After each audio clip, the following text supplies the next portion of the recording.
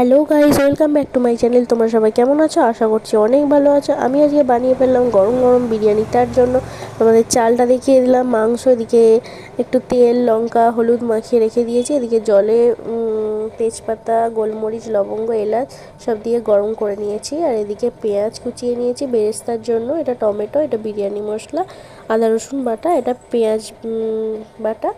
আর এদিকে হচ্ছে বিরিয়ানির আলু কেটে রেখেছি। এদিকে গরম কড়াইয়ে তুলে দিলাম পেঁয়াজ বেরেস্তা ভাজার জন্য। বেরেস্তাটা বেশ লাল মুচমুচে হবে, তবেই দিলে টেস্ট হবে।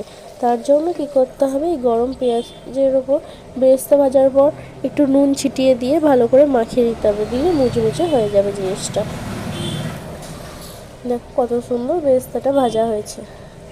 ওইদিকে আমার জল গরম হয়ে গেছে, চাল তুলেও দিয়েছি। দেখো দেখতেই পাচ্ছ, একটু ভালো করে নেড়ে দিলাম। এদিকে গরম তেলে বিরিয়ানির আলুগুলো একটু লাল লাল করে ভেজে নেব।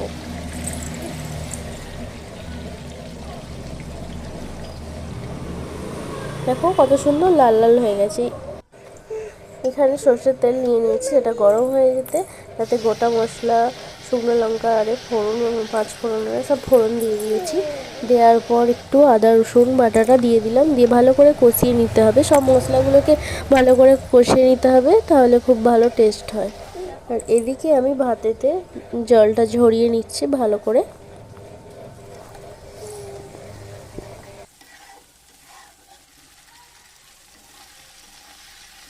না নরম হবে, একটু নাড়তে হবে, টমেটোটা নরম হয়ে যাবে আস্তে আস্তে।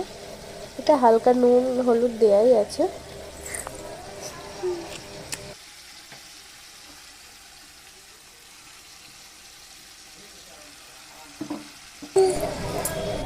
এরপরে পেঁয়াজ বাটাটা দিয়ে দিচ্ছি। পেঁয়াজ বাটাটা একটু টাইম লাগে যে ভাজতে, তার জন্য একটু ভালো নেড়ে চেড়ে নিলাম ভালো করে। এবার দিয়ে দেবো একটু কুচি কুচি করে পেঁয়াজ ছিল, যেটা বেশি হয়েছিল সেটাও দিয়ে দিলাম। তারপর দিয়ে দিলাম লঙ্কা গুঁড়ো। এতে আগেই আমি তোমাদের বলেছি যে এতে নুন আর হলুদ আগে থেকেই দেওয়া ছিল তেলটায়।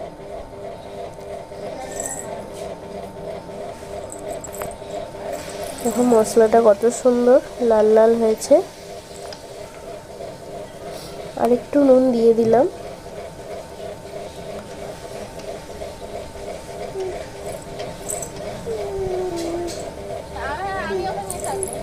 এরপর মাংসগুলো আমি ম্যারিনেট করে রেখেছিলাম হলুদ তেল লঙ্কা দিয়ে, সেগুলো তুলে কষিয়ে নিচ্ছি।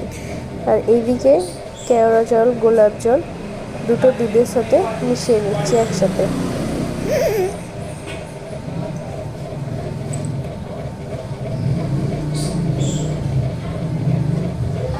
দেখো এইটাতে আমি বিরিয়ানিটা সাজাচ্ছি। প্রথমে ভিডিওটা করা হয়েছিল না, দেখে নাও। প্রথমে আমি মাংসটা দিয়ে আলুটা দিয়ে তার উপর ভাত দিয়েছিলাম, তার উপর আবার মাংস আলু দিয়ে ভাত দিচ্ছি।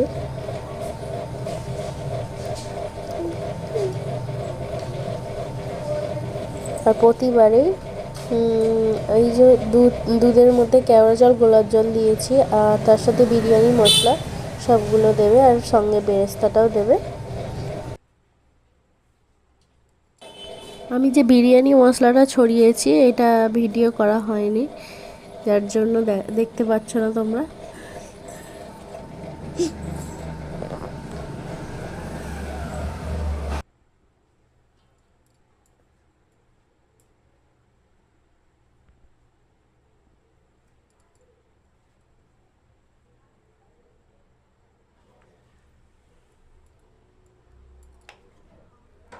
এদিকে 3 থাকে আমি সাজিয়ে নিয়েছি বিরিয়ানিটা। এরপর লো ফ্লেমে একটু 15 মিনিটের মতো বসিয়ে রাখবো, তারপর হয়ে যাবে বিরিয়ানি কমপ্লিট। তোমরা কে কে খেতে ভালোবাসো কমেন্ট করে জানাও, আর প্লিজ চ্যানেলটা সাবস্ক্রাইব করো। ভিডিওটা ভালো লাগলে একটা লাইক করো। টাটা।